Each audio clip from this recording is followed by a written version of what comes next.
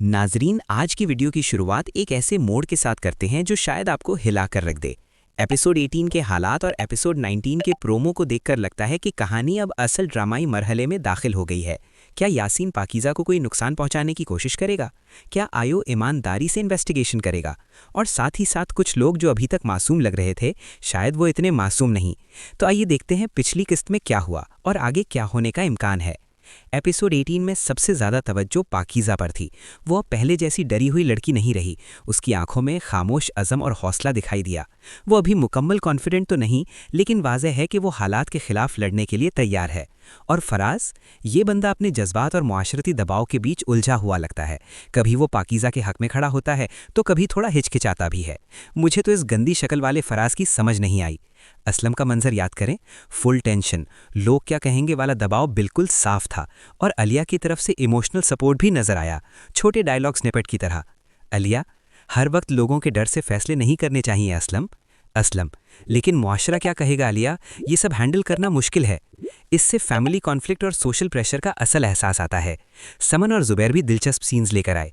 समन हमेशा मनफी सोचती हैं और पाकीज़ा को गाइड कर रही हैं, जबकि जुबैर एक पुरसुकून और ऑब्जर्विंग शौहर की तरह नजर आते हैं।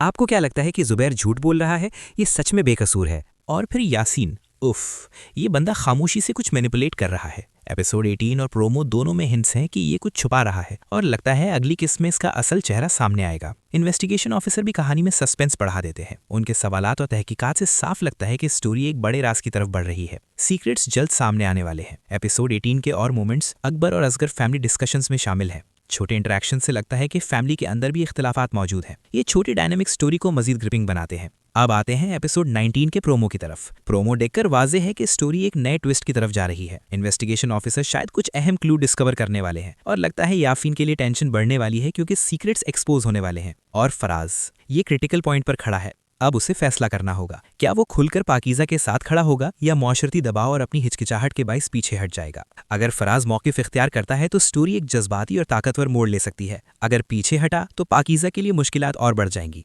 पाकीज़ा का हौसला भी अब अपनी हद पर है। लगता है कि अगली किस्त में वो खुलकर सच सामने लाएगी। अगर ऐसा हुआ तो कहानी का असल मोड़ यानी कि क्लाइमैक्स शुरू होगा। समन भी साथ खड़ी रहेगी और ऑडियंस को यह एहसास होगा कि पाकीज़ा अकेली नहीं है। दूसरी तरफ जब असगर घर में ये बात बताता है कि यासीन को गिरफ्तार कर लिया गया है, तो अकबर खुश होने के बजाय घर वालों को कहता है कि जब यासीन मलिक जेल से वापस आएगा तो वो आप सबको नहीं छोड़ेगा। मजमूई तौर पर देखा जाए तो कहानी अब इस मकाम पर आ रही है जहां सच और झूठ का असल मुकाबला होने वाला है। कुछ कैरेक्टर्स के असली चेहरे रिवील होंगे और कुछ रिश्ते टेस्ट होंगे। अब सवाल ये है, क्या वाकई यासीन गिरफ्तार होने वाला है या फिर ये चाल है? क्या फराज आखिरकार पाकीज़ा का साथ देगा और क्या असलम अपनी बेटी के लिए खड़े होंगे? आपके ख्याल में अगली किस्त में क्या होगा? कमेंट में बताएं। और अगर वीडियो पसंद आए तो लाइक, शेयर और सब्सक्राइब करना ना भूलें ताकि हम इसी तरह ड्रामों के दिलचस्प रिव्यूज और प्रेडिक्शंस लाते रहें।